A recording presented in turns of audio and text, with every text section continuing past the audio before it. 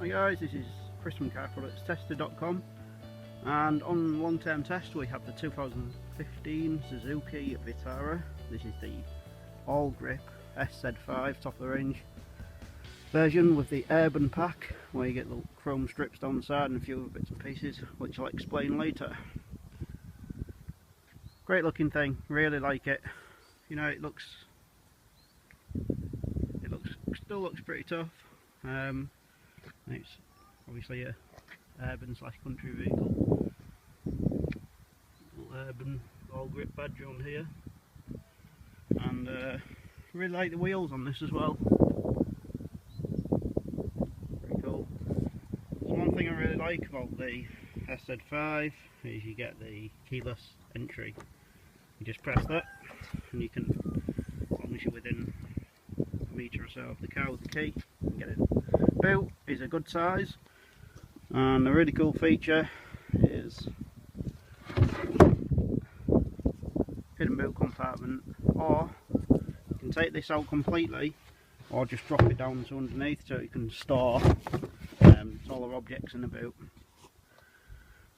Feature I like, might seem quite insignificant but it's not. It's a hook for bags, and you can then stow your shopping in here. Still got a rope because it's will just come out of winter time. There's 120 watt power outlet here for charging phones, etc. Something I don't like, the S-Cross had the same feature.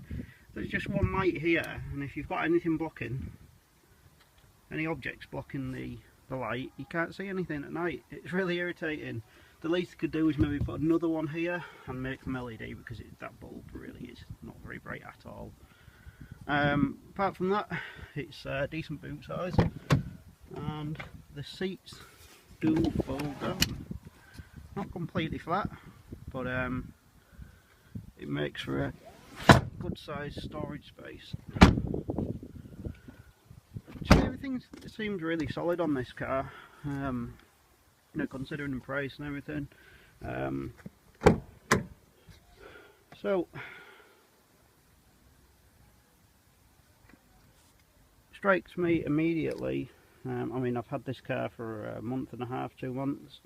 But what struck me immediately, should I say, was how nice the cabin was. The interior has this blue to match the paintwork, and I love it. I think it's great. It really brightens the interior up, and it's better than having a dull old, you know, usual silver or black. And I think it's an optional extra, but well worth it. You can match it to your car, so if you've got a red car you can put red inside, etc, etc. There's a lot of different ones. Okay, before I go and start the engine, let's have a look at the seating. These seats are really comfortable. They're Alcantara leather, or sorry, suede and leather, and there's no adjustable section here for the lumbar, but they're comfy enough as it is. Rear seats have decent amount of room, which I'll show you later. I'll go and sit at the back. So let's fire up. It's a keyless entry and keyless start. So all you need to do is put your foot on the clutch.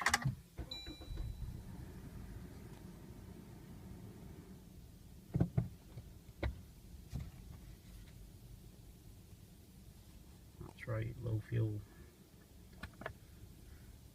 So you guys, let's start with this anyway. And drive a vehicle, you've got a fairly basic readout of your fuel economy, average, and your range, which is 0 because it's below 30 miles left in the tank.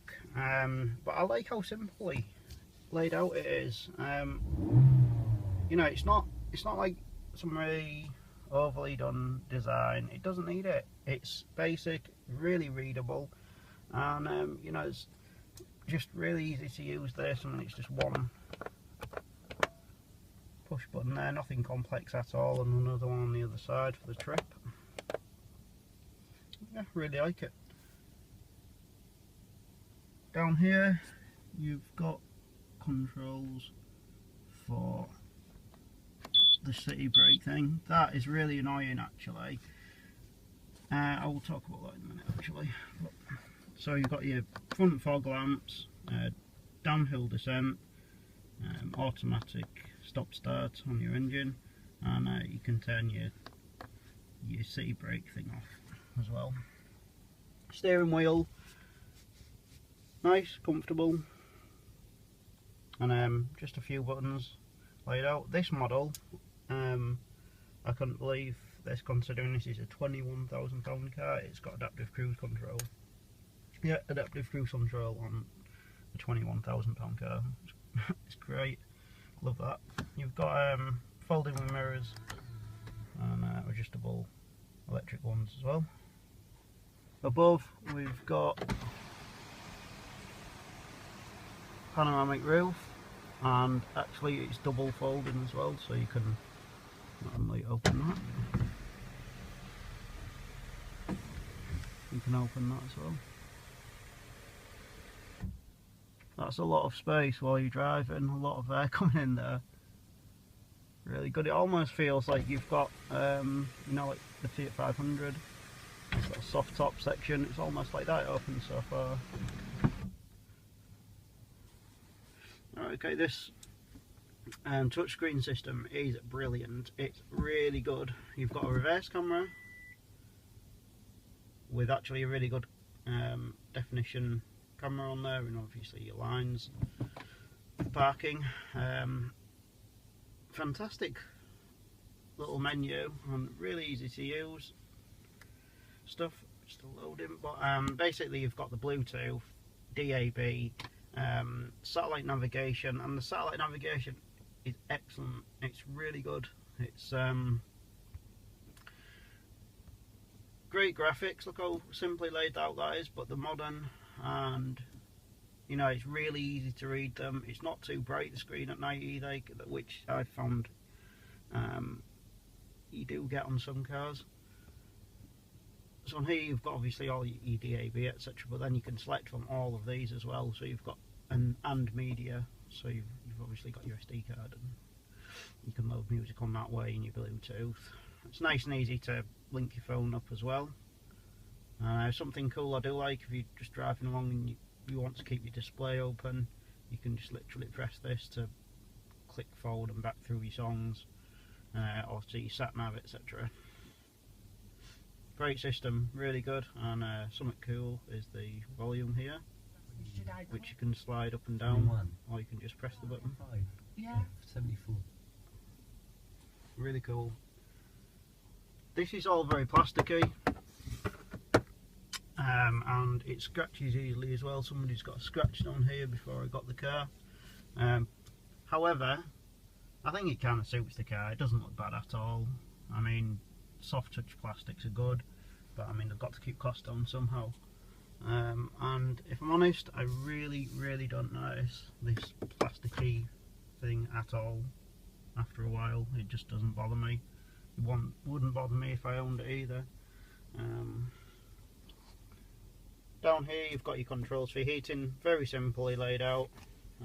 You've got air conditioning, obviously. It's not dual zone climate control, but all very easy to use, very simple, and that's what I like about cars like this. You just, you know, it's nothing complex.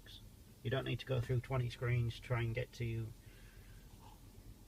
controls, and simple is definitely best on this car. There's nothing wrong with it at all. So you've obviously got your connections down here for your 120 watt, and also you've got a little USB port here as well with a little cover, and there's obviously the one in the boot as well. Glove box is really large. You know, some glove boxes I try and get one pair of sunglasses in. This is quite a large case. Serengeti glasses do big cases, and not only have I got that, and I've got another pair of sunglasses in there, plus the book, plus my big bunch of keys, gloves, and look, it still shuts. You can still get a load of stuff in there. That's absolutely great. Big pockets in the doors as well for storing your stuff. Down here you've got cup holders, more storage space there, and more storage space here. One thing I would recommend, guys, is the armrest. There's no armrest, you can option it. I've forgotten how much that is, but definitely get it, because I do find myself leaning over a bit while I'm driving. Yeah, so what else is good about this? These, again, plasticky but simple. You know, I don't mind them all. I think it suits the car, and actually one of my favourite features is this clock.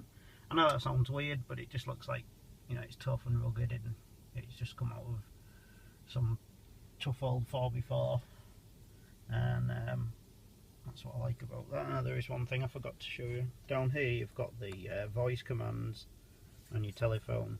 It comes up really quickly on this. It's obviously not linked up. Please say a command. There you go. And that system, actually, I don't normally... Ending speech recognition. Yeah, I don't normally like the speech recognition things, but it works really well. You know, I've used it a load of times, phone calls, just put in the voice command, and works really well. I'm quite impressed with that. So, features of this car, you've got the 17-inch polished alloys on the exterior, LED projector headlights up front, which is really good, automatic headlamp leveling, double sliding panoramic roof, and LED daytime running lights. They are ridiculously bright, by the way, guys. I'll show you those in a second. And obviously there is ALLGRIP 4-wheel drive on this model. Now, this system is really good. Look how simple this is. So basically, that's normal mode, and it's in all-wheel drive as you're driving, so it's probably like 90% up front and 10% at the rear.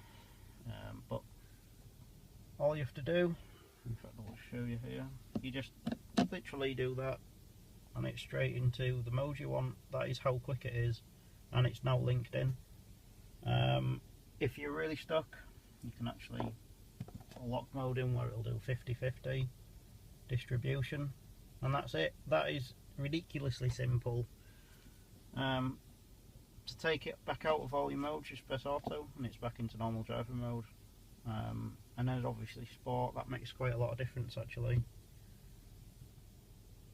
Just gives you that extra acceleration if you want to get past somebody a bit quicker. So let's go and have a look at the back seats actually. I'll show you those LED headlights, which are just blindingly bright.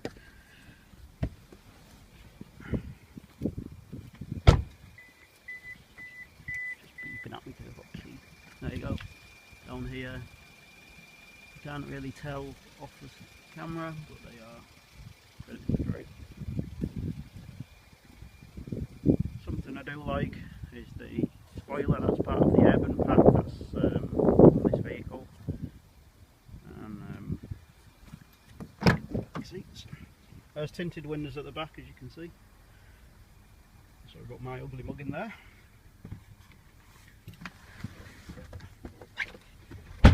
You can adjust these seats on the backrest. There's no adjustment for them, but to be honest, it doesn't need it. And again, you've got all this light coming in.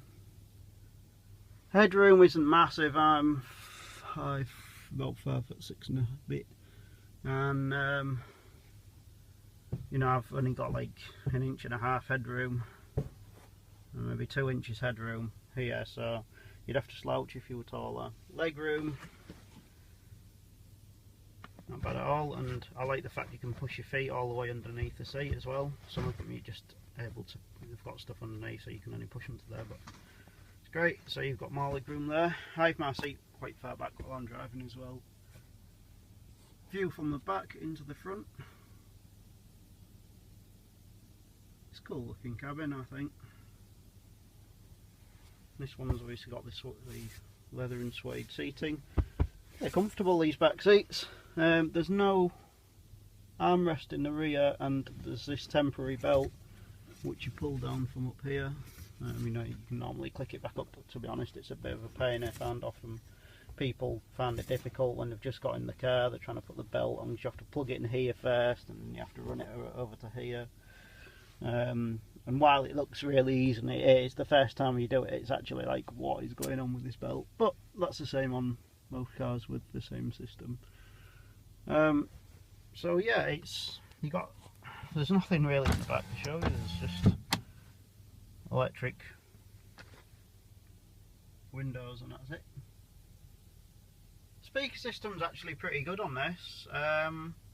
You know, once you get up to high speed, sort of 70 miles an hour, and you get a bit of road noise and wind noise, it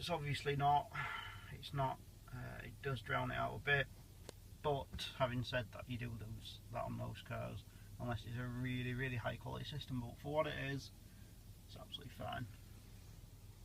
And you got good mid bass tones, treble out, and good treble out of it as well. It's nice and easy to set up, and I think I like a good stereo system on cars.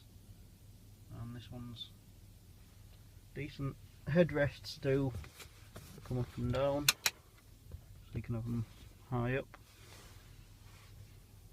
Nothing more really to show you guys, but thanks very much for watching, and please go to carproductstested.com to read the full comprehensive update.